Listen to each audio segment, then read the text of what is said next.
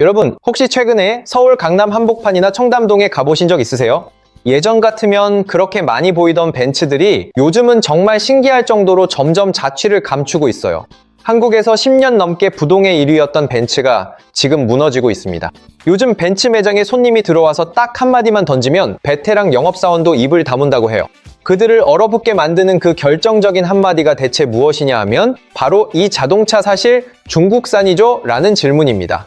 자, 그렇다면요, 우리가 독일 명품이라고 믿고 1억씩 주고 사는 그 벤츠는 정말로 어디서 만들어지고 누가 만들고 있는 걸까요? 오늘 그 이야기를 아주 쉽고 재미있게 풀어드리겠습니다. 자, 본격적으로 들어가기 전에요, 오늘 이야기를 따라오시려면 머릿속에 한 가지 지도가 필요해요. 왜냐면 벤츠라는 브랜드는요, 우리가 그냥 독일 명품차 정도로 생각하지만 사실 138년 동안 완전히 다른 4명의 얼굴을 가지고 살아왔거든요. 그래서요, 먼저 벤츠라는 브랜드의 정체성을 크게 4개의 지층으로 구분합니다. 첫 번째 지층이 1886년부터 2000년대 초반까지 순수 독일 슈투트가르트 시대고요. 두 번째 지층은 2010년대 글로벌 협력의 시대입니다. 세 번째 지층은 2018년부터 2021년까지 중국 자본이 안방에 들어온 시대. 그리고 네 번째 지층이 2025년 이후 중국 기술까지 들어오는 시대. 이렇게 4개입니다. 그럼 바로 첫 번째 지층인 1886년의 독일 슈투트가르트로 다 함께 여행을 한번 떠나보실까요? 사실 이때가 정말로 인류 역사 전체를 통틀어서 보더라도 엄청난 변곡점이 되는 순간이었는데 바로 카를 벤츠와 고틀리프 다임러라는 두 남자가 등장하기 때문입니다. 이 두 사람은 서로 전혀 모르는 사이였음에도 불구하고 신기하게도 같은 해에 가솔린 엔진으로 굴러가는 자동차 특허를 각자 세상에 등록하게 되거든요. 이게 무슨 기가 막힌 우연이냐면 인류 최초의 자동차라는 발명품이 단 한 명이 아니라 서로 다른 두 명의 천재에게서 거의 동시에 튀어나왔다는 겁니다. 정말 운명적인 만남이라고밖에 설명할 길이 없는데 이 사람들이 처음에 도대체 무엇을 만들어 세상에 내놓았을지 궁금하지 않으신가요? 처음에 마차에다가 덜렁 엔진을 달아서 끌고 나왔더니 당시 동네 사람들이 비웃으며 말도 없이 굴러가는 마차가 어디 있느냐고 손가락질을 해댔다고 합니다. 그런 온갖 비웃음을 꿋꿋이 견뎌내면서 끝내 만들어낸 그 결과물이 바로 우리가 지금 누리고 있는 이 위대한 자동차 시대의 찬란한 시작이었던 셈이죠.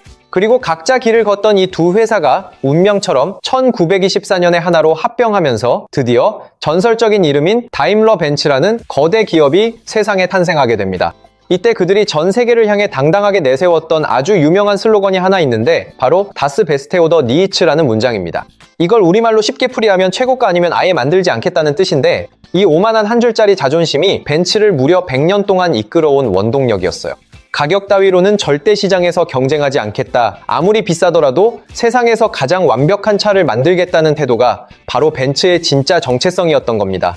그러다가 이 눈부신 별 3개 엠블럼이 우리 한국 땅에 본격적으로 상륙하기 시작한 시점이 바로 1990년대라고 보시면 돼요.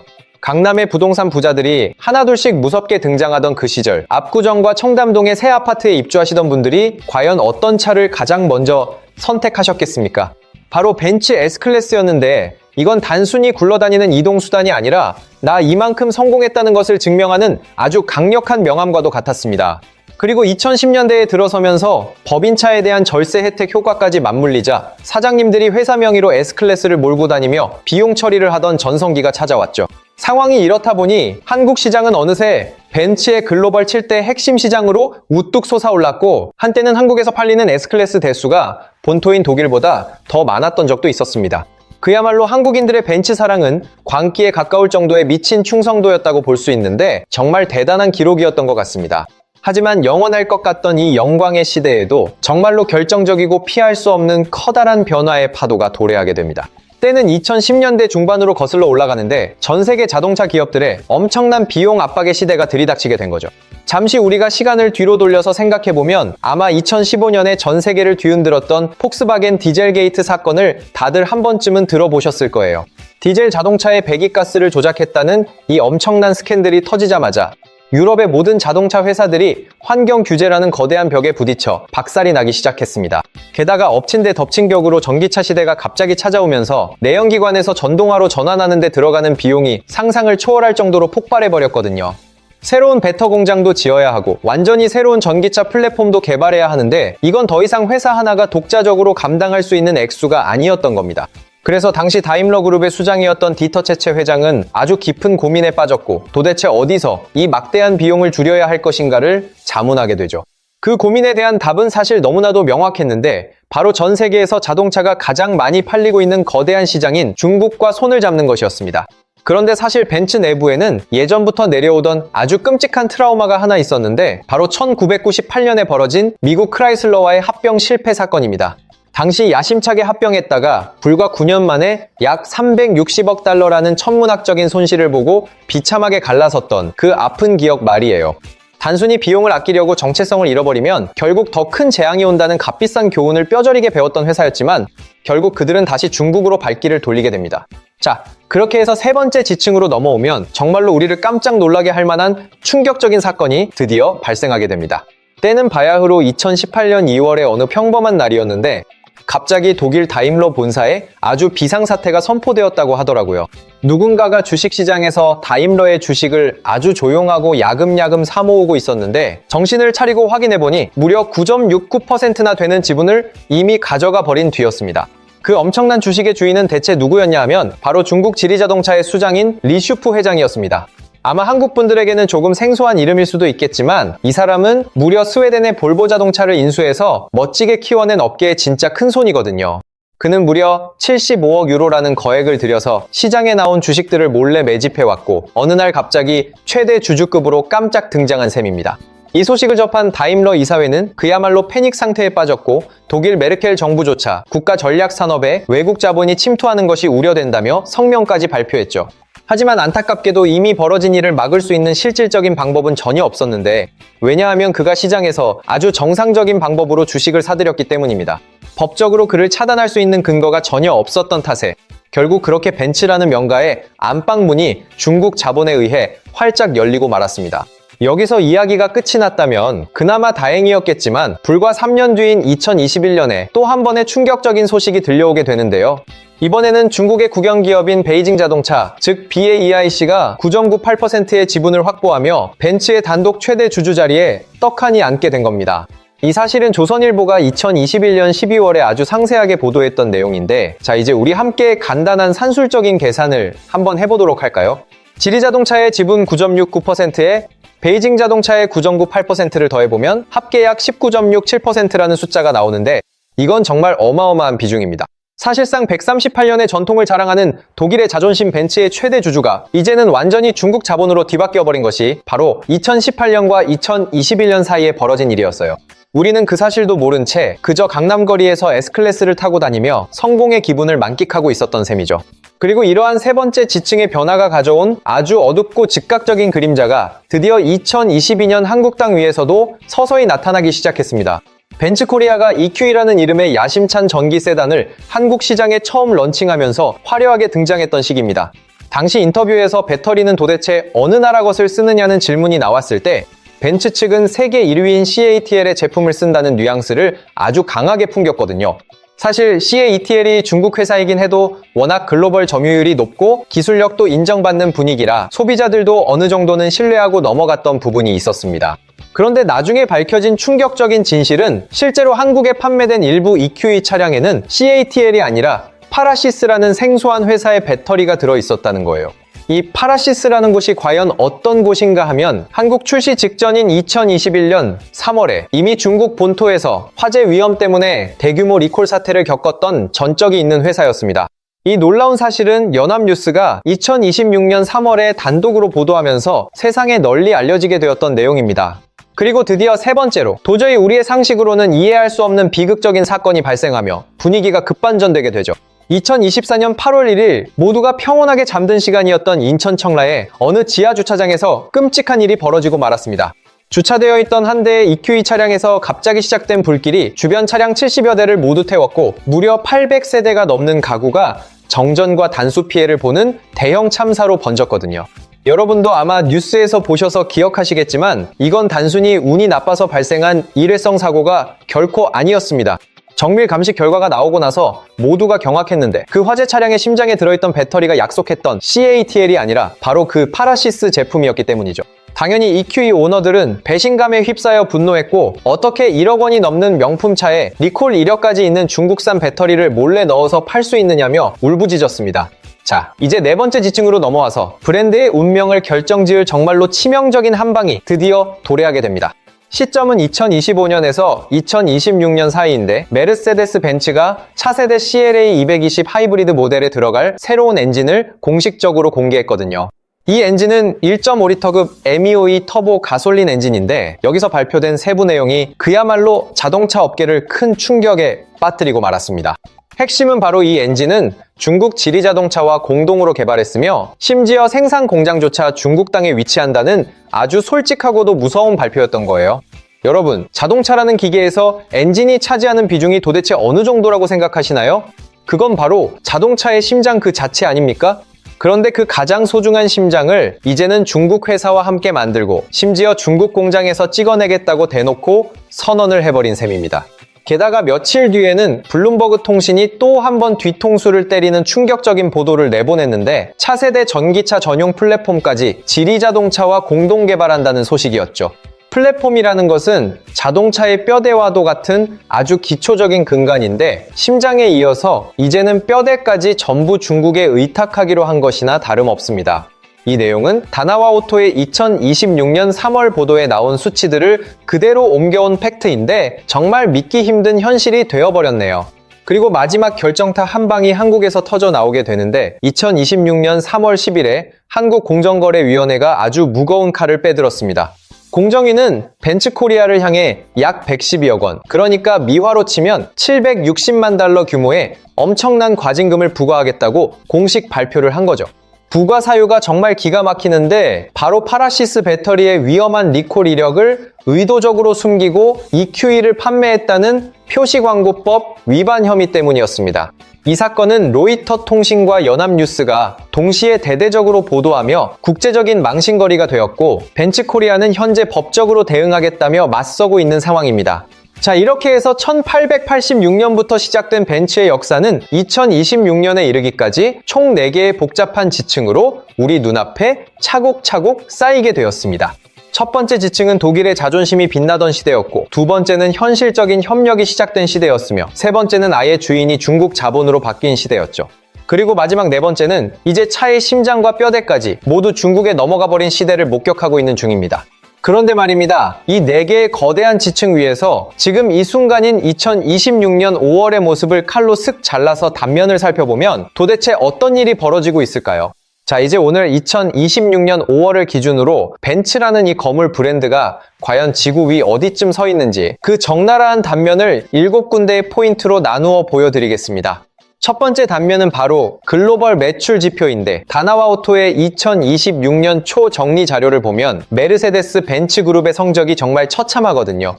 2025년 글로벌 판매량이 전년보다 9%나 빠진 약 180만 800대에 그쳤고 그룹 전체로 따져봐도 마이너스 10%의 하락세를 면치 못했습니다.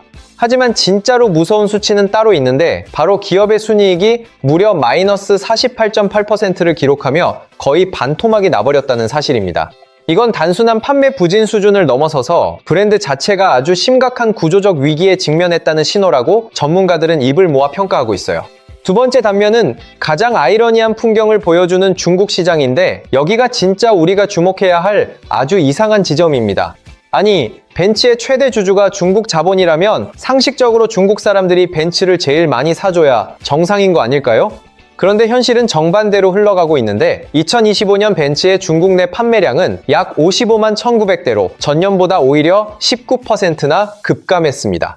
더그로의 2026년 보도에 따르면 벤츠뿐만 아니라 BMW와 아우디를 포함한 독일 3사 전체가 중국에서 평균 18%씩 박살이 났다고 하더라고요. 왜 이런 일이 벌어지는가 하면 바로 니오나 쭝치 그리고 BYD가 만든 양왕 같은 중국 본토의 프리미엄 브랜드들이 무섭게 치고 올라왔기 때문입니다. 가격은 벤츠의 절반 수준인데 기능은 거의 비슷하거나 오히려 더 좋으니 중국 소비자들조차 이제는 자기네 나라 브랜드가 더 자랑스럽다며 등을 돌리고 있는 거죠. 익명을 요구한 벤츠 차이나의 어느 임원은 인터뷰에서 우리는 중국 시장에서 너무 늦어버렸다라며 아주 비관적인 전망을 내놓기도 했습니다. 가격을 내려도 안 사고 안 내리면 더 안 사는 이 막막한 상황이야말로 벤츠가 처한 진짜 비극적인 현실이라고 볼 수 있겠네요. 세 번째 단면은 바로 우리 한국 시장에서 벌어지고 있는 아주 흥미로운 역전극의 모습입니다. 한국수입자동차협회의 공식 통계를 살펴보면 BMW 코리아가 이미 2023년에 판매량 1위 자리를 탈환하는 데 성공했거든요. 그리고 더 놀라운 사실은 2024년에 이르러서는 무려 10년 만에 전체 매출 규모까지 BMW가 1위 자리를 완전히 뺏어왔다는 겁니다. BMW 코리아의 매출이 무려 5조 원을 돌파하면서 벤츠와의 격차를 약 3,036억 원이나 벌려놓았는데 이건 정말 역사적인 사건이라고 할 수 있습니다. 서울신문의 2025년 4월 보도를 보면 벤츠의 판매량은 두 자릿수인 13.4%나 감소한 반면 BMW는 한 자릿수 감소에 그치며 아주 선방했음을 알 수 있죠. 네 번째 단면으로 시선을 돌려보면 이번에는 국산차의 자존심, 제네시스의 무서운 추격세가 눈에 들어옵니다. 이건 조금 다른 차원의 이야기일 수도 있는데 미국 시장에서 현대차의 프리미엄 브랜드인 제네시스가 벤츠의 턱 밑까지 바짝 쫓아오고 있거든요. 특히 제네시스 G90 모델이 S클래스의 잠재적인 고객층을 야금야금 흡수하기 시작하면서 시장 판도가 완전히 바뀌고 있습니다. 심지어 한국에서는 벤츠 한 대 살 돈이면 G90을 두 대나 굴린다는 우스갯소리가 유행할 정도로 가성비와 품질 면에서 인정을 받고 있죠. 김필수 대림대 자동차학과 교수는 벤츠가 그동안 한국 시장은 가만히 있어도 잘 팔린다는 오만한 자만에 빠져 있었다고 아주 따끔하게 지적하기도 했습니다. 다섯 번째 단면은 온라인상에서 벤츠를 조롱할 때 쓰는 짱츠라는 아주 굴욕적인 멸칭의 등장입니다. 요즘 인터넷 커뮤니티에 들어가 보면 벤츠를 중국을 비하하는 말과 합성해서 부르는 사람들이 정말 눈에 띄게 늘어났더라고요. 이게 단순히 악플러들의 비하 발언이 아니라 실제로 중고차 가격이 뚝 떨어지면서 손해를 본 오너들이 스스로를 비하하며 쓰기 시작한 표현이라 더 슬픈 일입니다. 인천 청라 화재 사건 직후에 EQE의 중고 시세가 불과 며칠 만에 30% 가까이 폭락했다는 것이 중고차 업계의 아주 냉정한 평가니까요. 여섯 번째 단면은 바로 오늘 영상의 제목과도 깊은 관련이 있는 매장 현장의 아주 생생한 풍경입니다. 만약 벤츠 매장에 손님이 들어와서 이 차에 중국산 부품 얼마나 들어갔나요? 라고 대놓고 물어본다면 직원은 어떻게 대답해야 할까요? 절대 아닙니다. 순수 독일산입니다 라고 하면 그건 명백한 거짓말이고 내 중국 부품 많이 들어갑니다 라고 하면 손님은 그 즉시 나가버릴 게 뻔하잖아요. 그래서 요즘 영업 직원들은 본사의 글로벌 정책상 세부 정보는 답변해 드리기 곤란합니다 라는 애매한 말로 침묵을 지키고 있는 실정입니다. 일곱 번째 단면은 바로 전 세계적으로 벤츠를 옥죄어오고 있는 아주 강력한 규제의 칼날들입니다. 한국 공정위의 112억 과징금뿐만 아니라 미국과 유럽에서도 벤츠의 전기차 결함에 대한 리콜과 집단 소송이 줄줄이 이어지고 있거든요. 특히 2024년에 중국 시장에서도 화재 위험 때문에 무려 2만 대에 달하는 EQ 시리즈를 리콜했던 사건은 이미 공급망 자체에 큰 구멍이 났다는 증거로 읽힙니다. 벤츠 코리아의 한 전직 임원은 익명을 전제로 우리가 가진 프리미엄의 근거가 흔들리고 있다는 사실을 너무 늦게 인정했다라며 뼈아픈 고백을 남기기도 했죠. 자, 그런데 이런 매장 분위기나 임원들의 고상한 인터뷰 말고 진짜 우리 주변의 평범한 소비자들은 실제로 어떤 마음으로 벤츠를 떠나고 있을까요? 제가 그 궁금증을 해결해드리기 위해서 몇 가지 아주 객관적인 통계 자료를 가지고 와봤으니 한번 눈으로 직접 확인해 보시기 바랍니다. 우선 한국수입자동차협회 카이다의 2025년 공식 연간 통계를 보면 벤츠 코리아의 등록 대수는 약 6만 6천 대에 머물렀습니다. 반면에 라이벌인 BMW 코리아는 약 7만 7천 대를 기록하며 무려 1만 대가 넘는 차이로 벤츠를 가볍게 따돌리고 1위 자리를 굳혔죠. 서울신문이 2025년 4월에 보도한 매출 자료를 봐도 BMW는 사상 처음으로 5조 원 매출을 넘겼지만 벤츠는 4조 7천억 원대에 그쳤습니다. 이 3,036억 원이라는 매출 격차는 단순히 많이 팔았다는 의미를 넘어서 최고급 모델인 7시리즈가 S클래스의 아성을 완전히 무너뜨렸다는 상징적인 결과입니다. 다나와 오토의 글로벌 수치를 다시 봐도 벤츠 그룹의 순이익이 거의 반토막 난 상태이고 중국과 미국 시장에서도 일제히 두 자릿수 하락세를 기록 중이죠. 이런 통계 수치들은 실제 강남이나 청담동의 거리 풍경을 보면 피부로 느껴지는데 이제 주차장의 주인공은 더 이상 벤츠가 아닙니다. 테슬라나 BMW 그리고 제네시스 G90이 그 자리를 아주 골고루 나누어 차지하고 있는 모습이 요즘에 아주 일상적인 풍경이 되었거든요. 심지어 강남의 최고급 아파트 입주 선물로 가장 인기가 높았던 차종이 S클래스에서 이제는 7시리즈로 완전히 옮겨갔다는 현장 딜러들의 증언까지 나오고 있습니다. 법인차 시장에서도 마찬가지인데 이제 기업의 의사결정권자들은 이미지 리스크 때문에라도 중국 부품 비중이 높은 벤츠를 기피하는 분위기가 역력합니다. 중고차 시장에서도 EQE 매물이 쏟아져 나오는 속도가 경쟁 모델인 BMW iX보다 무려 2배나 빠르다는 데이터가 이를 뒷받침해주고 있죠. 그런데 여러분, 여기서 우리가 진짜로 이상하게 생각해야 할 아주 묘한 포인트가 하나 더 숨어 있습니다.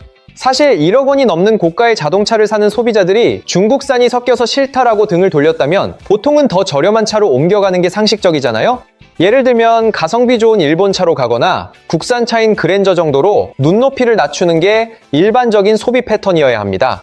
그런데 실제 한국 소비자들은 오히려 벤츠보다 평균 가격이 더 비싼 BMW의 상위 모델들로 대거 갈아타는 기현상을 보여주었습니다.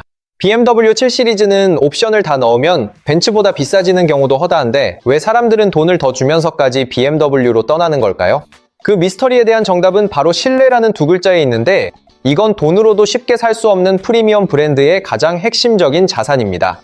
한국 소비자가 1억 원을 내고 차를 살 때 지불하는 건 고철덩어리가 아니라 10년 뒤에도 그 가치를 증명해줄 브랜드와의 약속을 사는 거거든요.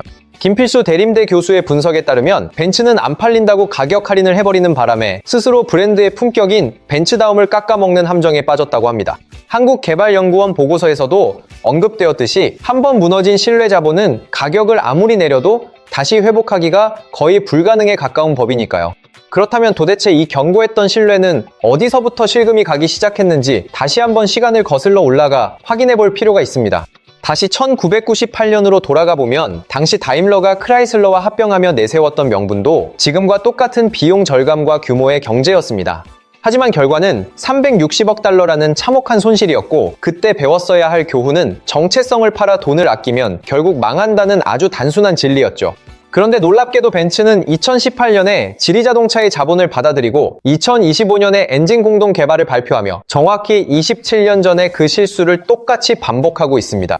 왜 벤츠라는 이 똑똑한 집단 안에서 과거의 트라우마를 기억하고 이를 제지할 수 있는 사람은 아무도 없었는지 정말로 안타까울 따름입니다.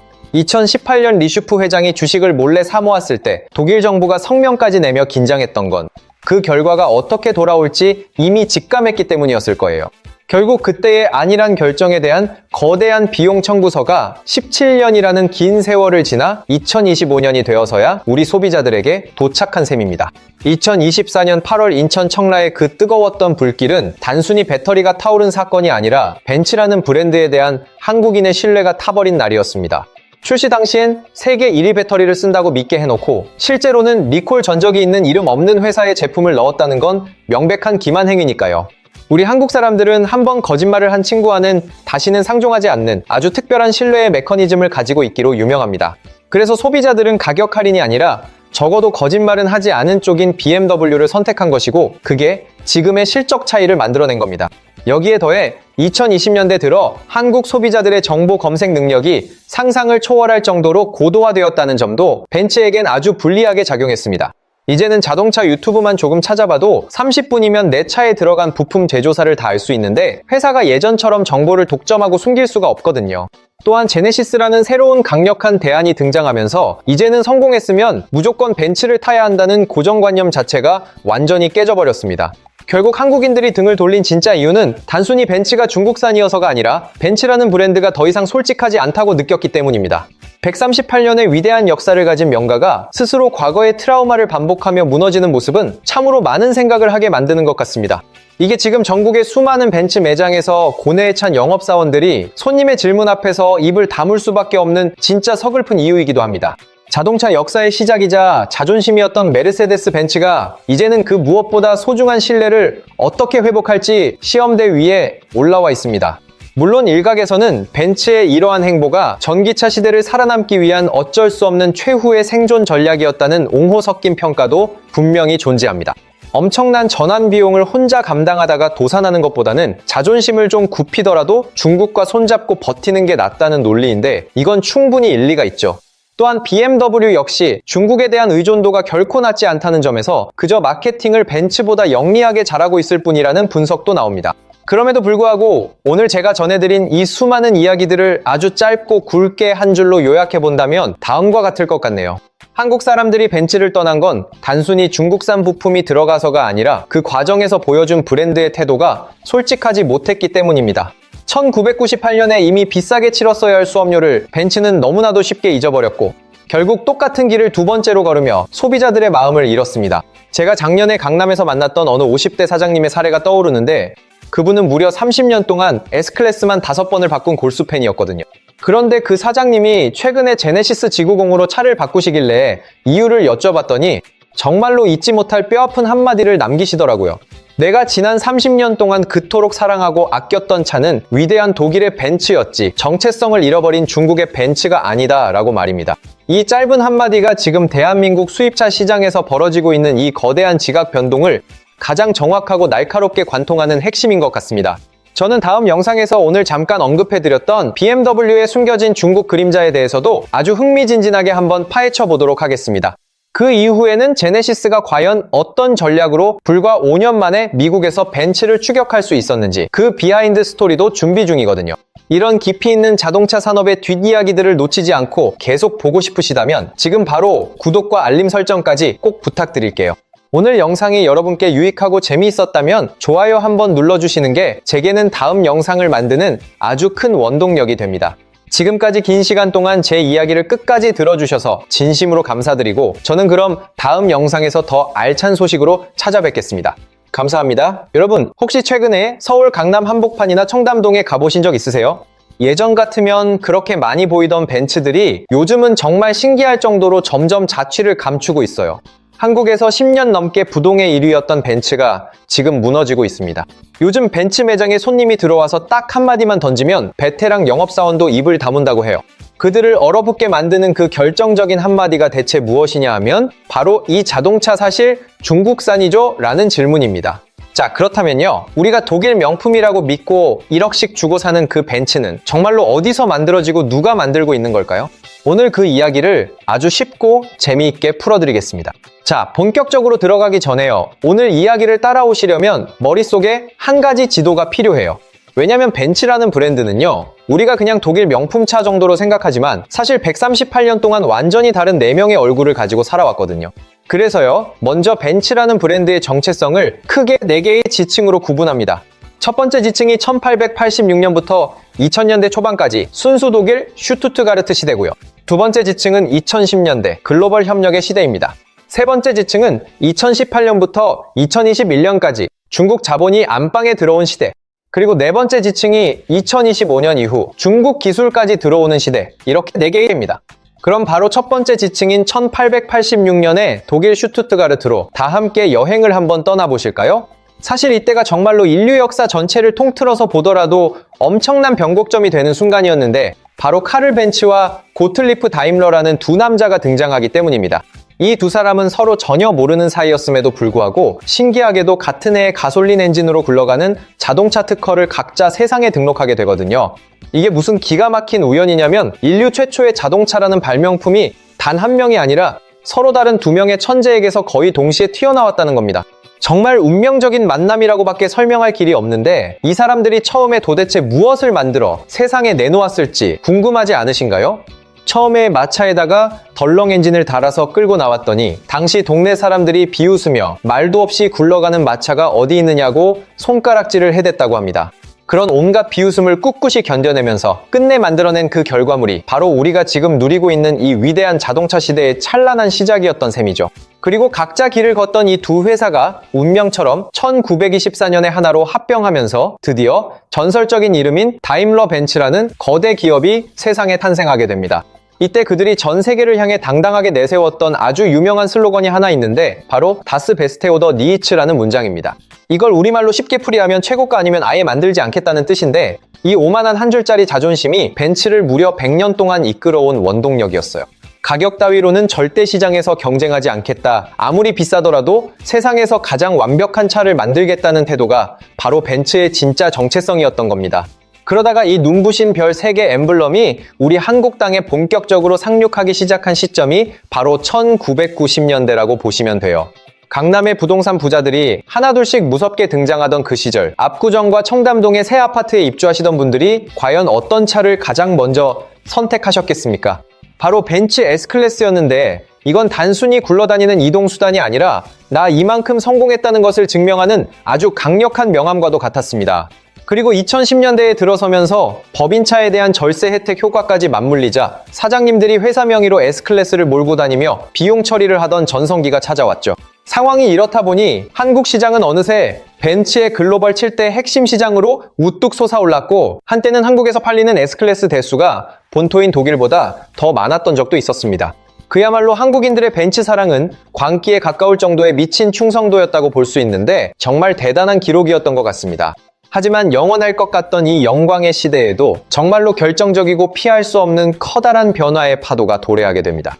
때는 2010년대 중반으로 거슬러 올라가는데, 전 세계 자동차 기업들의 엄청난 비용 압박의 시대가 들이닥치게 된 거죠. 잠시 우리가 시간을 뒤로 돌려서 생각해보면 아마 2015년에 전 세계를 뒤흔들었던 폭스바겐 디젤 게이트 사건을 다들 한 번쯤은 들어보셨을 거예요. 디젤 자동차의 배기가스를 조작했다는 이 엄청난 스캔들이 터지자마자 유럽의 모든 자동차 회사들이 환경 규제라는 거대한 벽에 부딪혀 박살이 나기 시작했습니다. 게다가 엎친 데 덮친 격으로 전기차 시대가 갑자기 찾아오면서 내연기관에서 전동화로 전환하는 데 들어가는 비용이 상상을 초월할 정도로 폭발해버렸거든요. 새로운 배터 공장도 지어야 하고 완전히 새로운 전기차 플랫폼도 개발해야 하는데, 이건 더 이상 회사 하나가 독자적으로 감당할 수 있는 액수가 아니었던 겁니다. 그래서 당시 다임러 그룹의 수장이었던 디터 체체 회장은 아주 깊은 고민에 빠졌고, 도대체 어디서 이 막대한 비용을 줄여야 할 것인가를 자문하게 되죠.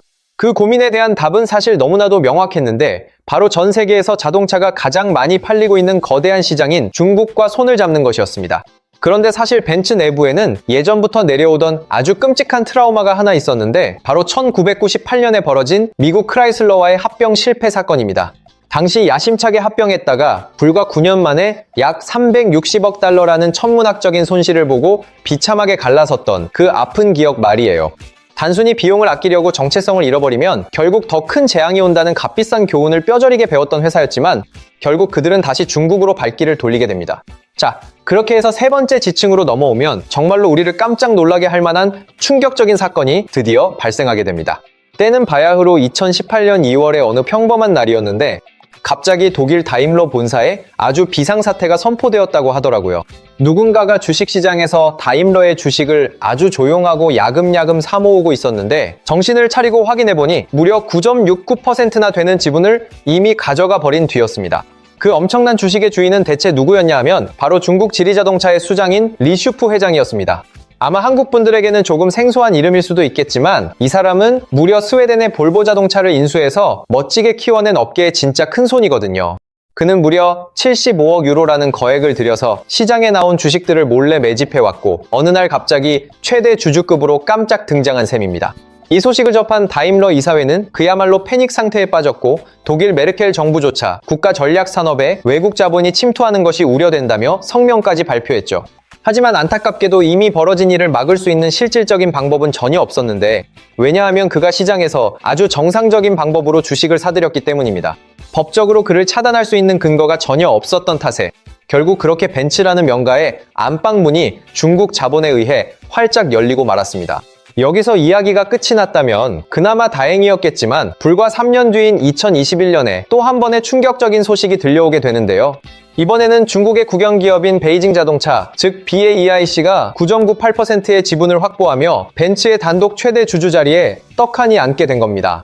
이 사실은 조선일보가 2021년 12월에 아주 상세하게 보도했던 내용인데, 자, 이제 우리 함께 간단한 산술적인 계산을 한번 해보도록 할까요?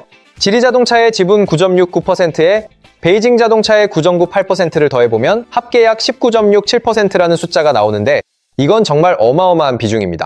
사실상 138년의 전통을 자랑하는 독일의 자존심 벤츠의 최대 주주가 이제는 완전히 중국 자본으로 뒤바뀌어버린 것이 바로 2018년과 2021년 사이에 벌어진 일이었어요. 우리는 그 사실도 모른 채 그저 강남거리에서 S클래스를 타고 다니며 성공의 기분을 만끽하고 있었던 셈이죠.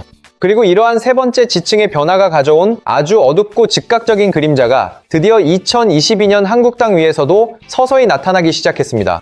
벤츠코리아가 EQ이라는 이름의 야심찬 전기 세단을 한국 시장에 처음 런칭하면서 화려하게 등장했던 시기입니다. 당시 인터뷰에서 배터리는 도대체 어느 나라 것을 쓰느냐는 질문이 나왔을 때 벤츠 측은 세계 1위인 CATL의 제품을 쓴다는 뉘앙스를 아주 강하게 풍겼거든요. 사실 CATL이 중국 회사이긴 해도 워낙 글로벌 점유율이 높고 기술력도 인정받는 분위기라 소비자들도 어느 정도는 신뢰하고 넘어갔던 부분이 있었습니다. 그런데 나중에 밝혀진 충격적인 진실은 실제로 한국에 판매된 일부 EQE 차량에는 CATL이 아니라 파라시스라는 생소한 회사의 배터리가 들어있었다는 거예요. 이 파라시스라는 곳이 과연 어떤 곳인가 하면 한국 출시 직전인 2021년 3월에 이미 중국 본토에서 화재 위험 때문에 대규모 리콜 사태를 겪었던 전적이 있는 회사였습니다. 이 놀라운 사실은 연합뉴스가 2026년 3월에 단독으로 보도하면서 세상에 널리 알려지게 되었던 내용입니다. 그리고 드디어 세 번째로 도저히 우리의 상식으로는 이해할 수 없는 비극적인 사건이 발생하며 분위기가 급반전되게 되죠. 2024년 8월 1일 모두가 평온하게 잠든 시간이었던 인천 청라의 어느 지하 주차장에서 끔찍한 일이 벌어지고 말았습니다. 주차되어 있던 한 대의 EQE 차량에서 갑자기 시작된 불길이 주변 차량 70여 대를 모두 태웠고 무려 800세대가 넘는 가구가 정전과 단수 피해를 보는 대형 참사로 번졌거든요. 여러분도 아마 뉴스에서 보셔서 기억하시겠지만 이건 단순히 운이 나빠서 발생한 일회성 사고가 결코 아니었습니다. 정밀 감식 결과가 나오고 나서 모두가 경악했는데 그 화재 차량의 심장에 들어있던 배터리가 약속했던 CATL이 아니라 바로 그 파라시스 제품이었기 때문이죠. 당연히 EQE 오너들은 배신감에 휩싸여 분노했고 어떻게 1억 원이 넘는 명품차에 리콜 이력까지 있는 중국산 배터리를 몰래 넣어서 팔 수 있느냐며 울부짖었습니다. 자, 이제 네 번째 지층으로 넘어와서 브랜드의 운명을 결정지을 정말로 치명적인 한 방이 드디어 도래하게 됩니다. 시점은 2025년에서 2026년 사이인데 메르세데스 벤츠가 차세대 CLA 220 하이브리드 모델에 들어갈 새로운 엔진을 공식적으로 공개했거든요. 이 엔진은 1.5리터급 MEOE 터보 가솔린 엔진인데 여기서 발표된 세부 내용이 그야말로 자동차 업계를 큰 충격에 빠뜨리고 말았습니다. 핵심은 바로 이 엔진은 중국 지리자동차와 공동으로 개발했으며 심지어 생산 공장조차 중국 땅에 위치한다는 아주 솔직하고도 무서운 발표였던 거예요. 여러분, 자동차라는 기계에서 엔진이 차지하는 비중이 도대체 어느 정도라고 생각하시나요? 그건 바로 자동차의 심장 그 자체 아닙니까? 그런데 그 가장 소중한 심장을 이제는 중국 회사와 함께 만들고 심지어 중국 공장에서 찍어내겠다고 대놓고 선언을 해버린 셈입니다. 게다가 며칠 뒤에는 블룸버그 통신이 또 한 번 뒤통수를 때리는 충격적인 보도를 내보냈는데 차세대 전기차 전용 플랫폼까지 지리자동차와 공동 개발한다는 소식이었죠. 플랫폼이라는 것은 자동차의 뼈대와도 같은 아주 기초적인 근간인데 심장에 이어서 이제는 뼈대까지 전부 중국에 의탁하기로 한 것이나 다름없습니다. 이 내용은 다나와 오토의 2026년 3월 보도에 나온 수치들을 그대로 옮겨온 팩트인데 정말 믿기 힘든 현실이 되어버렸네요. 그리고 마지막 결정타 한 방이 한국에서 터져 나오게 되는데 2026년 3월 10일에 한국공정거래위원회가 아주 무거운 칼을 빼들었습니다. 공정위는 벤츠코리아를 향해 약 112억 원, 그러니까 미화로 치면 760만 달러 규모의 엄청난 과징금을 부과하겠다고 공식 발표를 한 거죠.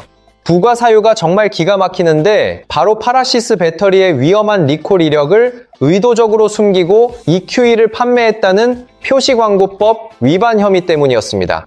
이 사건은 로이터 통신과 연합뉴스가 동시에 대대적으로 보도하며 국제적인 망신거리가 되었고 벤츠코리아는 현재 법적으로 대응하겠다며 맞서고 있는 상황입니다. 자, 이렇게 해서 1886년부터 시작된 벤츠의 역사는 2026년에 이르기까지 총 4개의 복잡한 지층으로 우리 눈앞에 차곡차곡 쌓이게 되었습니다.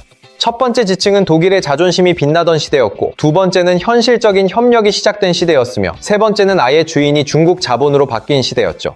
그리고 마지막 네 번째는 이제 차의 심장과 뼈대까지 모두 중국에 넘어가 버린 시대를 목격하고 있는 중입니다. 그런데 말입니다. 이 4개의 거대한 지층 위에서 지금 이 순간인 2026년 5월의 모습을 칼로 슥 잘라서 단면을 살펴보면 도대체 어떤 일이 벌어지고 있을까요? 자, 이제 오늘 2026년 5월을 기준으로 벤츠라는 이 거물 브랜드가 과연 지구 위 어디쯤 서 있는지 그 적나라한 단면을 7군데의 포인트로 나누어 보여드리겠습니다. 첫 번째 단면은 바로 글로벌 매출 지표인데 다나와 오토의 2026년 초 정리 자료를 보면 메르세데스 벤츠 그룹의 성적이 정말 처참하거든요. 2025년 글로벌 판매량이 전년보다 9%나 빠진 약 180만 800대에 그쳤고 그룹 전체로 따져봐도 마이너스 10%의 하락세를 면치 못했습니다. 하지만 진짜로 무서운 수치는 따로 있는데 바로 기업의 순이익이 무려 마이너스 48.8%를 기록하며 거의 반토막이 나버렸다는 사실입니다. 이건 단순한 판매 부진 수준을 넘어서서 브랜드 자체가 아주 심각한 구조적 위기에 직면했다는 신호라고 전문가들은 입을 모아 평가하고 있어요. 두 번째 단면은 가장 아이러니한 풍경을 보여주는 중국 시장인데 여기가 진짜 우리가 주목해야 할 아주 이상한 지점입니다. 아니, 벤츠의 최대 주주가 중국 자본이라면 상식적으로 중국 사람들이 벤츠를 제일 많이 사줘야 정상인 거 아닐까요? 그런데 현실은 정반대로 흘러가고 있는데 2025년 벤츠의 중국 내 판매량은 약 55만 1900대로 전년보다 오히려 19%나 급감했습니다. 더그로의 2026년 보도에 따르면 벤츠뿐만 아니라 BMW와 아우디를 포함한 독일 3사 전체가 중국에서 평균 18%씩 박살이 났다고 하더라고요. 왜 이런 일이 벌어지는가 하면 바로 니오나 쭝치 그리고 BYD가 만든 양왕 같은 중국 본토의 프리미엄 브랜드들이 무섭게 치고 올라왔기 때문입니다. 가격은 벤츠의 절반 수준인데 기능은 거의 비슷하거나 오히려 더 좋으니 중국 소비자들조차 이제는 자기네 나라 브랜드가 더 자랑스럽다며 등을 돌리고 있는 거죠. 익명을 요구한 벤츠 차이나의 어느 임원은 인터뷰에서 우리는 중국 시장에서 너무 늦어버렸다라며 아주 비관적인 전망을 내놓기도 했습니다.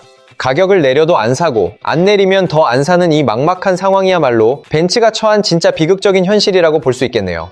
세 번째 단면은 바로 우리 한국 시장에서 벌어지고 있는 아주 흥미로운 역전극의 모습입니다. 한국 수입자동차협회의 공식 통계를 살펴보면 BMW 코리아가 이미 2023년에 판매량 1위 자리를 탈환하는 데 성공했거든요. 그리고 더 놀라운 사실은 2024년에 이르러서는 무려 10년 만에 전체 매출 규모까지 BMW가 1위 자리를 완전히 뺏어왔다는 겁니다. BMW 코리아의 매출이 무려 5조 원을 돌파하면서 벤츠와의 격차를 약 3,036억 원이나 벌려놓았는데 이건 정말 역사적인 사건이라고 할 수 있습니다. 서울신문의 2025년 4월 보도를 보면 벤츠의 판매량은 두 자릿수인 13.4%나 감소한 반면 BMW는 한 자릿수 감소에 그치며 아주 선방했음을 알 수 있죠. 네 번째 단면으로 시선을 돌려보면 이번에는 국산차의 자존심, 제네시스의 무서운 추격세가 눈에 들어옵니다. 이건 조금 다른 차원의 이야기일 수도 있는데 미국 시장에서 현대차의 프리미엄 브랜드인 제네시스가 벤츠의 턱 밑까지 바짝 쫓아오고 있거든요. 특히 제네시스 지구공 모델이 S클래스의 잠재적인 고객층을 야금야금 흡수하기 시작하면서 시장 판도가 완전히 바뀌고 있습니다. 심지어 한국에서는 벤츠 한 대 살 돈이면 지구공을 2대나 굴린다는 우스갯소리가 유행할 정도로 가성비와 품질 면에서 인정을 받고 있죠. 김필수 대림대 자동차학과 교수는 벤츠가 그동안 한국 시장은 가만히 있어도 잘 팔린다는 오만한 자만에 빠져 있었다고 아주 따끔하게 지적하기도 했습니다. 다섯 번째 단면은 온라인상에서 벤츠를 조롱할 때 쓰는 짱츠라는 아주 굴욕적인 멸칭의 등장입니다. 요즘 인터넷 커뮤니티에 들어가 보면 벤츠를 중국을 비하하는 말과 합성해서 부르는 사람들이 정말 눈에 띄게 늘어났더라고요. 이게 단순히 악플러들의 비하 발언이 아니라 실제로 중고차 가격이 뚝 떨어지면서 손해를 본 오너들이 스스로를 비하하며 쓰기 시작한 표현이라 더 슬픈 일입니다. 인천 청라 화재 사건 직후에 EQE의 중고 시세가 불과 며칠 만에 30% 가까이 폭락했다는 것이 중고차 업계의 아주 냉정한 평가니까요. 여섯 번째 단면은 바로 오늘 영상의 제목과도 깊은 관련이 있는 매장 현장의 아주 생생한 풍경입니다. 만약 벤츠 매장에 손님이 들어와서 이 차에 중국산 부품 얼마나 들어갔나요? 라고 대놓고 물어본다면 직원은 어떻게 대답해야 할까요? 절대 아닙니다. 순수 독일산입니다 라고 하면 그건 명백한 거짓말이고 내 중국 부품 많이 들어갑니다 라고 하면 손님은 그 즉시 나가버릴 게 뻔하잖아요. 그래서 요즘 영업 직원들은 본사의 글로벌 정책상 세부 정보는 답변해 드리기 곤란합니다 라는 애매한 말로 침묵을 지키고 있는 실정입니다. 일곱 번째 단면은 바로 전 세계적으로 벤츠를 옥죄어오고 있는 아주 강력한 규제의 칼날들입니다. 한국 공정위의 112억 과징금뿐만 아니라 미국과 유럽에서도 벤츠의 전기차 결함에 대한 리콜과 집단 소송이 줄줄이 이어지고 있거든요. 특히 2024년에 중국 시장에서도 화재 위험 때문에 무려 2만 대에 달하는 EQ 시리즈를 리콜했던 사건은 이미 공급망 자체에 큰 구멍이 났다는 증거로 읽힙니다. 벤츠코리아의 한 전직 임원은 익명을 전제로 우리가 가진 프리미엄의 근거가 흔들리고 있다는 사실을 너무 늦게 인정했다라며 뼈아픈 고백을 남기기도 했죠.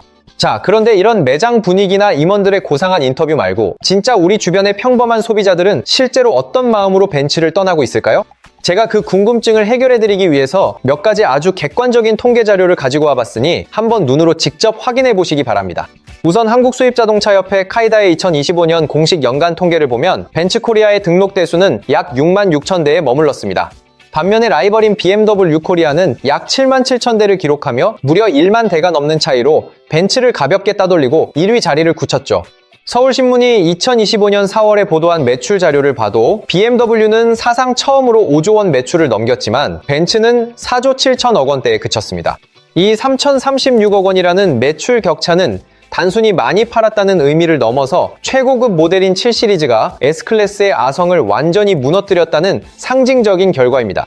다나와 오토의 글로벌 수치를 다시 봐도 벤츠그룹의 순이익이 거의 반토막난 상태이고 중국과 미국 시장에서도 일제히 두 자릿수 하락세를 기록 중이죠. 이런 통계 수치들은 실제 강남이나 청담동의 거리 풍경을 보면 피부로 느껴지는데 이제 주차장의 주인공은 더 이상 벤츠가 아닙니다. 테슬라나 BMW 그리고 제네시스 지구공이 그 자리를 아주 골고루 나누어 차지하고 있는 모습이 요즘에 아주 일상적인 풍경이 되었거든요. 심지어 강남의 최고급 아파트 입주 선물로 가장 인기가 높았던 차종이 S클래스에서 이제는 7 시리즈로 완전히 옮겨갔다는 현장 딜러들의 증언까지 나오고 있습니다. 법인차 시장에서도 마찬가지인데 이제 기업의 의사결정권자들은 이미지 리스크 때문에라도 중국 부품 비중이 높은 벤츠를 기피하는 분위기가 역력합니다. 중고차 시장에서도 EQE 매물이 쏟아져 나오는 속도가 경쟁 모델인 BMW iX보다 무려 2배나 빠르다는 데이터가 이를 뒷받침해주고 있죠. 그런데 여러분, 여기서 우리가 진짜로 이상하게 생각해야 할 아주 묘한 포인트가 하나 더 숨어 있습니다. 사실 1억 원이 넘는 고가의 자동차를 사는 소비자들이 중국산이 섞여서 싫다라고 등을 돌렸다면 보통은 더 저렴한 차로 옮겨가는 게 상식적이잖아요? 예를 들면 가성비 좋은 일본 차로 가거나 국산 차인 그랜저 정도로 눈높이를 낮추는 게 일반적인 소비 패턴이어야 합니다. 그런데 실제 한국 소비자들은 오히려 벤츠보다 평균 가격이 더 비싼 BMW의 상위 모델들로 대거 갈아타는 기현상을 보여주었습니다. BMW 7 시리즈는 옵션을 다 넣으면 벤츠보다 비싸지는 경우도 허다한데 왜 사람들은 돈을 더 주면서까지 BMW로 떠나는 걸까요? 그 미스터리에 대한 정답은 바로 신뢰라는 두 글자에 있는데 이건 돈으로도 쉽게 살 수 없는 프리미엄 브랜드의 가장 핵심적인 자산입니다. 한국 소비자가 1억 원을 내고 차를 살 때 지불하는 건 고철덩어리가 아니라 10년 뒤에도 그 가치를 증명해줄 브랜드와의 약속을 사는 거거든요. 김필수 대림대 교수의 분석에 따르면 벤츠는 안 팔린다고 가격 할인을 해버리는 바람에 스스로 브랜드의 품격인 벤츠다움을 깎아먹는 함정에 빠졌다고 합니다. 한국개발연구원 보고서에서도 언급되었듯이 한번 무너진 신뢰 자본은 가격을 아무리 내려도 다시 회복하기가 거의 불가능에 가까운 법이니까요. 그렇다면 도대체 이 견고했던 신뢰는 어디서부터 실금이 가기 시작했는지 다시 한번 시간을 거슬러 올라가 확인해 볼 필요가 있습니다. 다시 1998년으로 돌아가 보면 당시 다임러가 크라이슬러와 합병하며 내세웠던 명분도 지금과 똑같은 비용 절감과 규모의 경제였습니다. 하지만 결과는 360억 달러라는 참혹한 손실이었고 그때 배웠어야 할 교훈은 정체성을 팔아 돈을 아끼면 결국 망한다는 아주 단순한 진리였죠.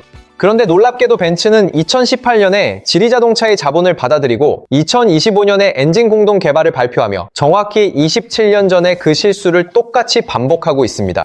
왜 벤츠라는 이 똑똑한 집단 안에서 과거의 트라우마를 기억하고 이를 제지할 수 있는 사람은 아무도 없었는지 정말로 안타까울 따름입니다. 2018년 리슈프 회장이 주식을 몰래 사모았을 때 독일 정부가 성명까지 내며 긴장했던 건 그 결과가 어떻게 돌아올지 이미 직감했기 때문이었을 거예요. 결국 그때의 안일한 결정에 대한 거대한 비용 청구서가 17년이라는 긴 세월을 지나 2025년이 되어서야 우리 소비자들에게 도착한 셈입니다.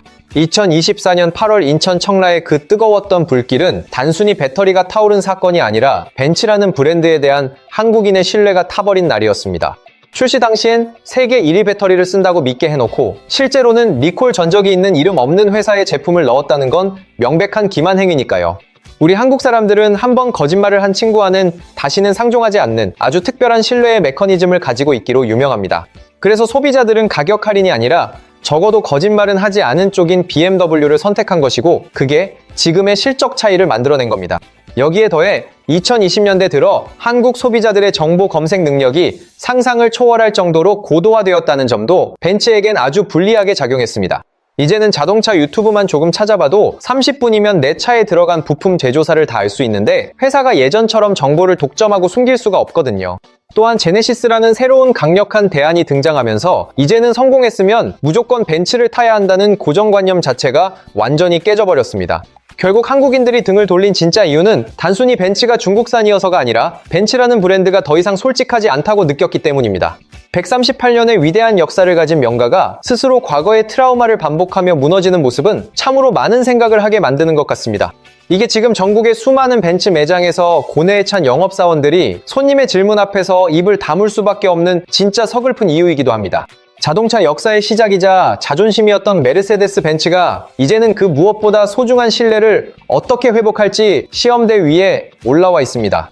물론 일각에서는 벤츠의 이러한 행보가 전기차 시대를 살아남기 위한 어쩔 수 없는 최후의 생존 전략이었다는 옹호 섞인 평가도 분명히 존재합니다.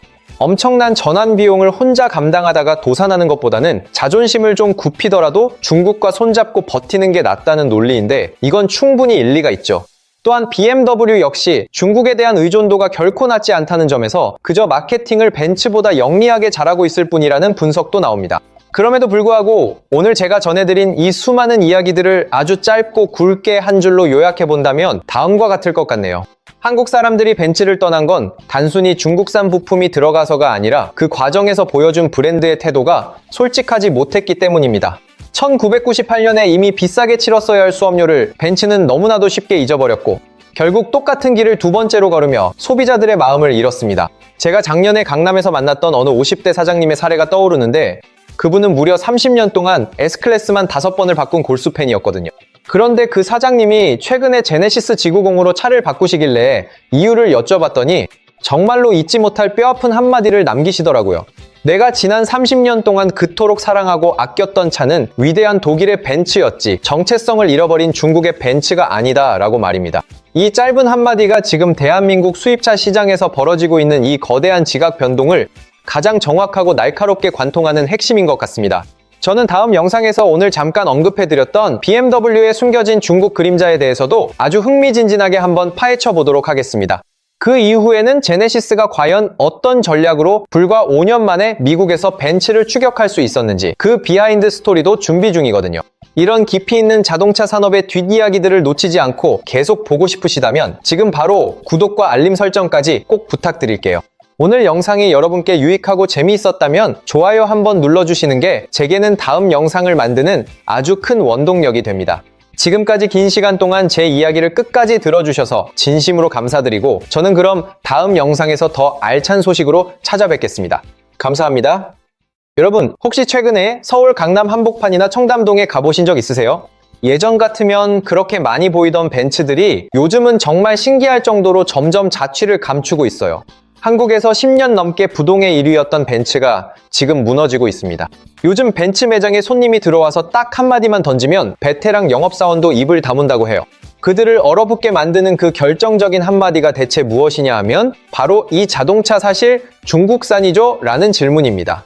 자, 그렇다면요. 우리가 독일 명품이라고 믿고 1억씩 주고 사는 그 벤츠는 정말로 어디서 만들어지고 누가 만들고 있는 걸까요? 오늘 그 이야기를 아주 쉽고 재미있게 풀어드리겠습니다. 자, 본격적으로 들어가기 전에요. 오늘 이야기를 따라오시려면 머릿속에 한 가지 지도가 필요해요. 왜냐면 벤츠라는 브랜드는요. 우리가 그냥 독일 명품차 정도로 생각하지만 사실 138년 동안 완전히 다른 4명의 얼굴을 가지고 살아왔거든요. 그래서요. 먼저 벤츠라는 브랜드의 정체성을 크게 4개의 지층으로 구분합니다. 첫 번째 지층이 1886년부터 2000년대 초반까지 순수 독일 슈투트가르트 시대고요. 두 번째 지층은 2010년대 글로벌 협력의 시대입니다. 세 번째 지층은 2018년부터 2021년까지 중국 자본이 안방에 들어온 시대. 그리고 네 번째 지층이 2025년 이후 중국 기술까지 들어오는 시대. 이렇게 4개입니다. 그럼 바로 첫 번째 지층인 1886년의 독일 슈투트가르트로 다 함께 여행을 한번 떠나보실까요? 사실 이때가 정말로 인류 역사 전체를 통틀어서 보더라도 엄청난 변곡점이 되는 순간이었는데 바로 카를 벤츠와 고틀리프 다임러라는 두 남자가 등장하기 때문입니다. 이 두 사람은 서로 전혀 모르는 사이였음에도 불구하고 신기하게도 같은 해에 가솔린 엔진으로 굴러가는 자동차 특허를 각자 세상에 등록하게 되거든요. 이게 무슨 기가 막힌 우연이냐면 인류 최초의 자동차라는 발명품이 단 한 명이 아니라 서로 다른 두 명의 천재에게서 거의 동시에 튀어나왔다는 겁니다. 정말 운명적인 만남이라고밖에 설명할 길이 없는데 이 사람들이 처음에 도대체 무엇을 만들어 세상에 내놓았을지 궁금하지 않으신가요?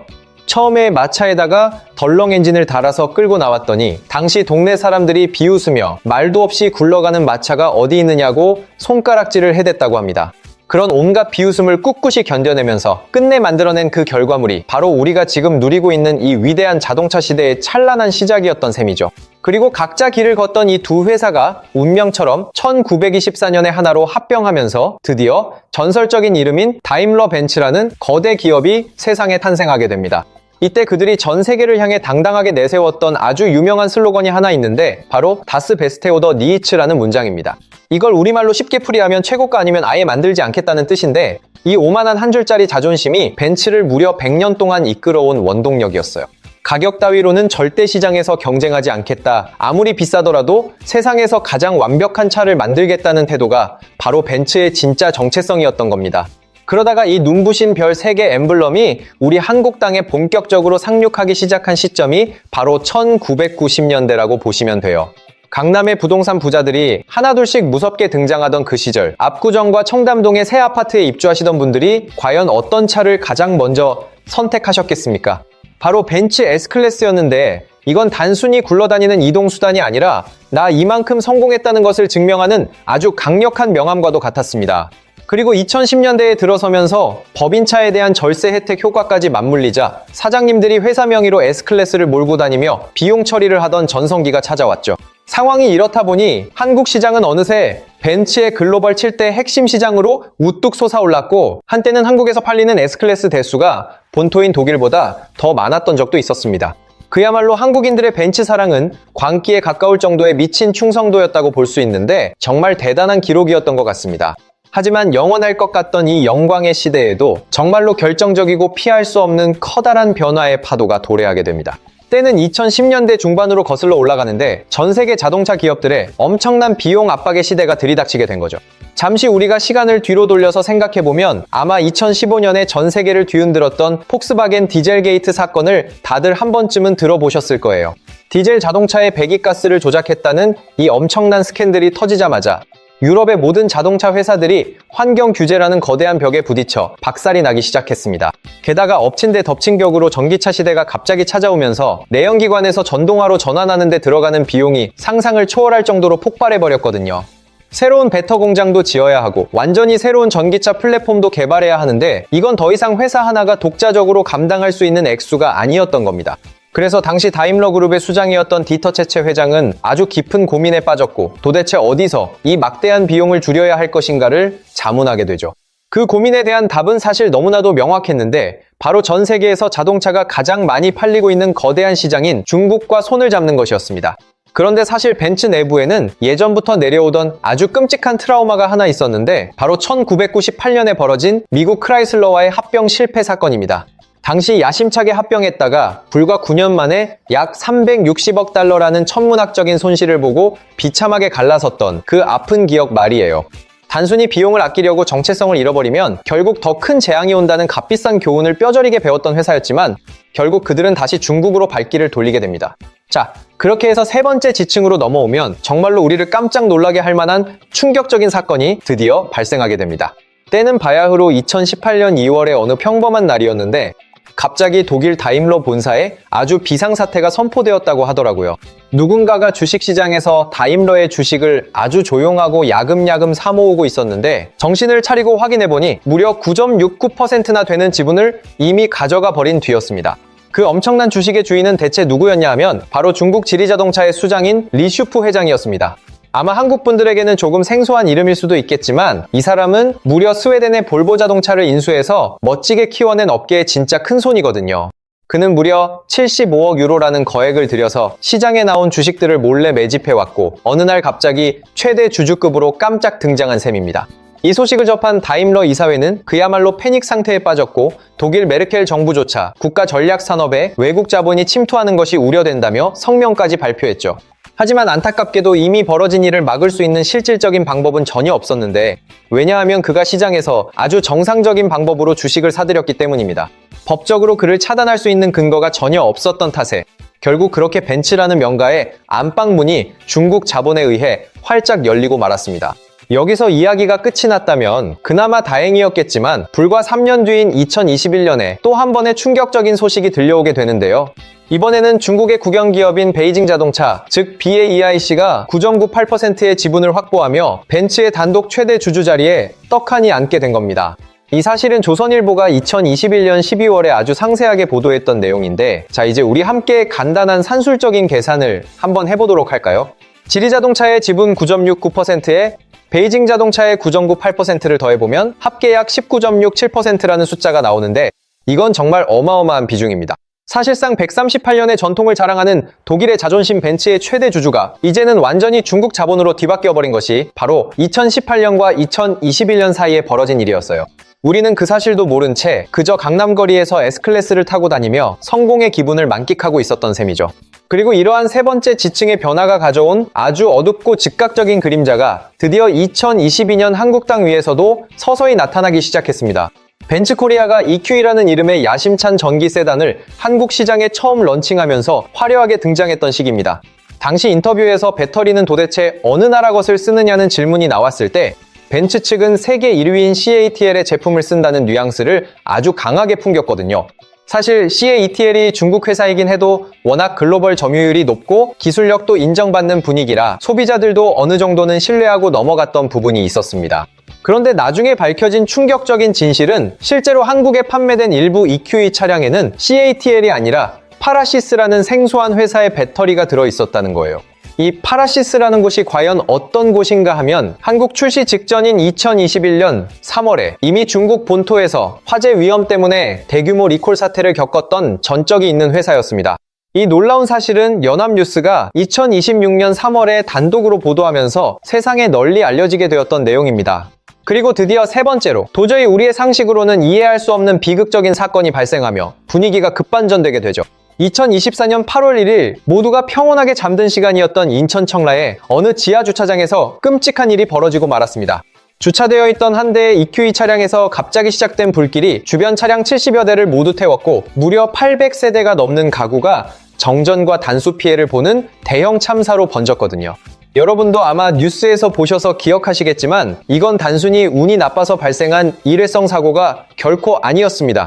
정밀 감식 결과가 나오고 나서 모두가 경악했는데 그 화재 차량의 심장에 들어있던 배터리가 약속했던 CATL이 아니라 바로 그 파라시스 제품이었기 때문이죠.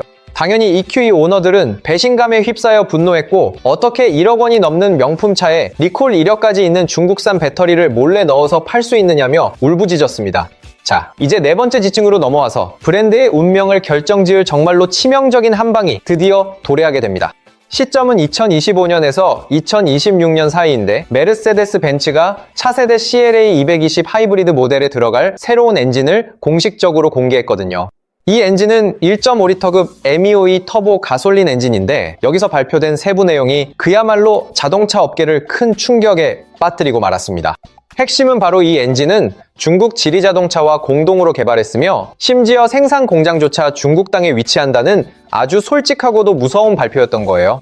여러분, 자동차라는 기계에서 엔진이 차지하는 비중이 도대체 어느 정도라고 생각하시나요? 그건 바로 자동차의 심장 그 자체 아닙니까? 그런데 그 가장 소중한 심장을 이제는 중국 회사와 함께 만들고 심지어 중국 공장에서 찍어내겠다고 대놓고 선언을 해버린 셈입니다. 게다가 며칠 뒤에는 블룸버그 통신이 또 한 번 뒤통수를 때리는 충격적인 보도를 내보냈는데 차세대 전기차 전용 플랫폼까지 지리자동차와 공동 개발한다는 소식이었죠.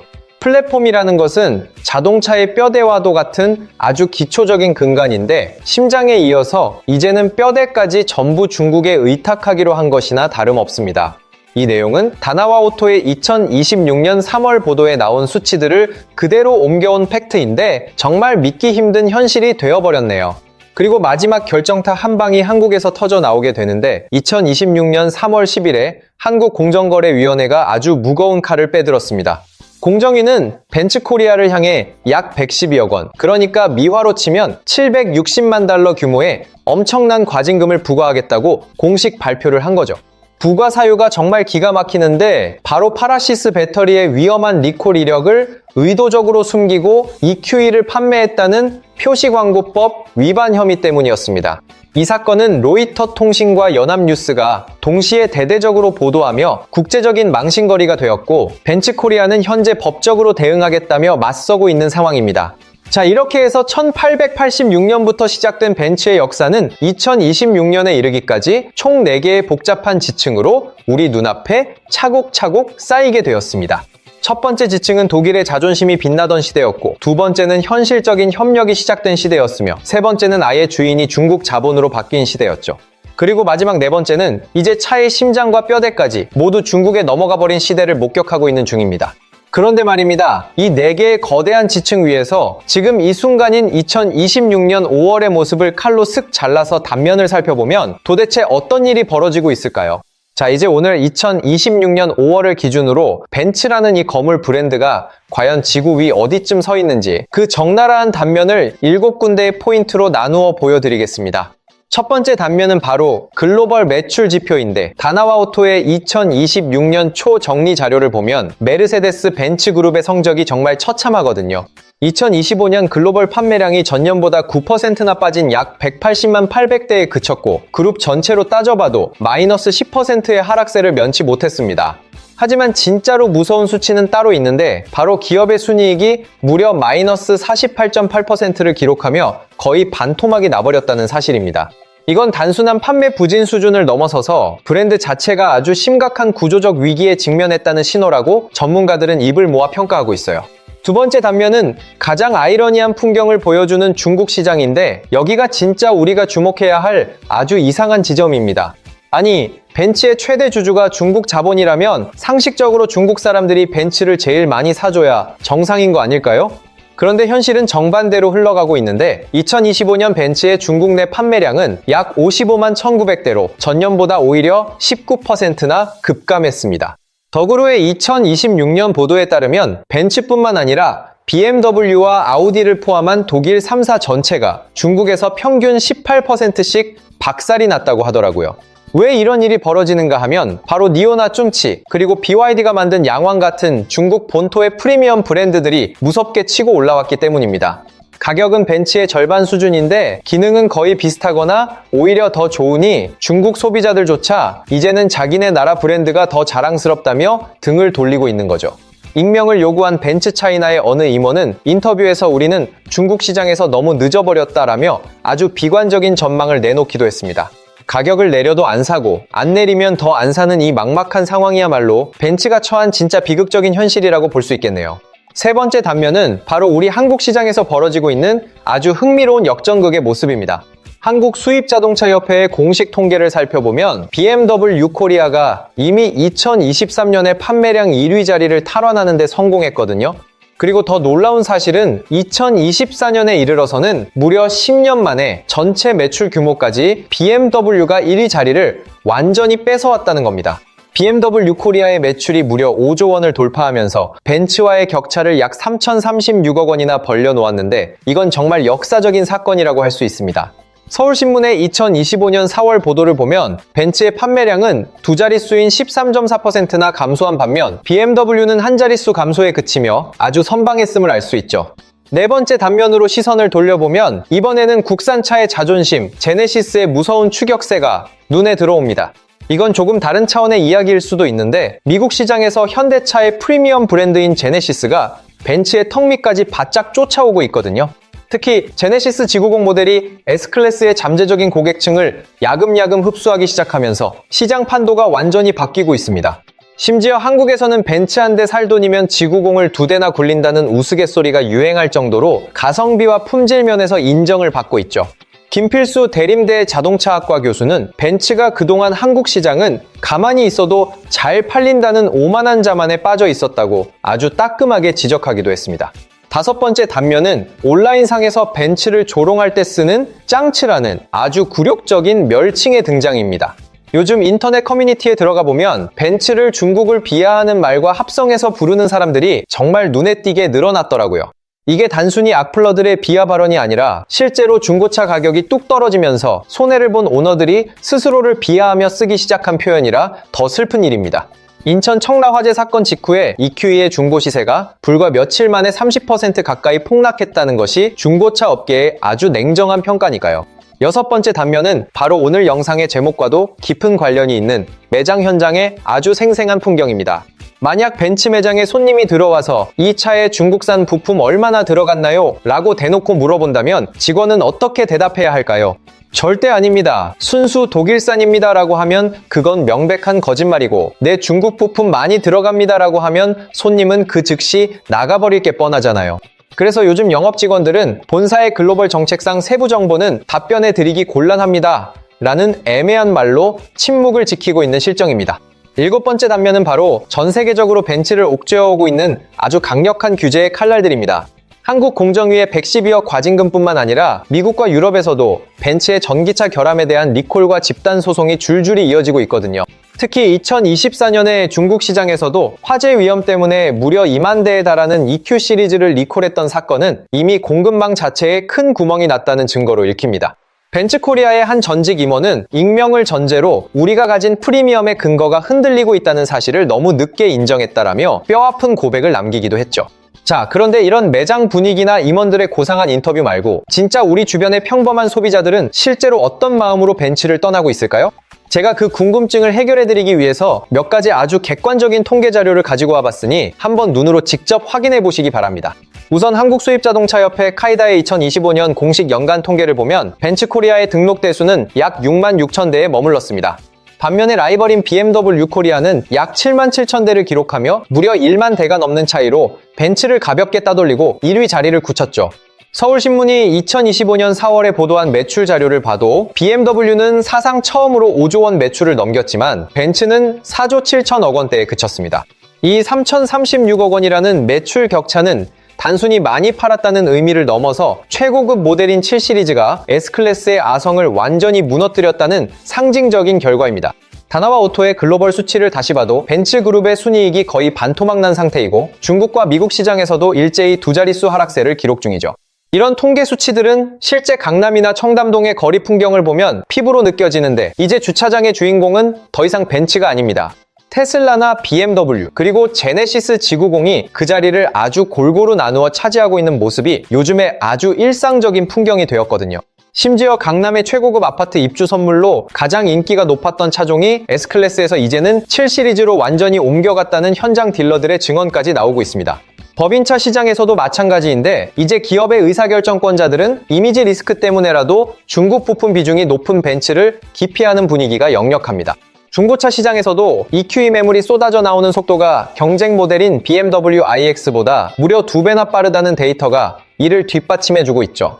그런데 여러분, 여기서 우리가 진짜로 이상하게 생각해야 할 아주 묘한 포인트가 하나 더 숨어 있습니다.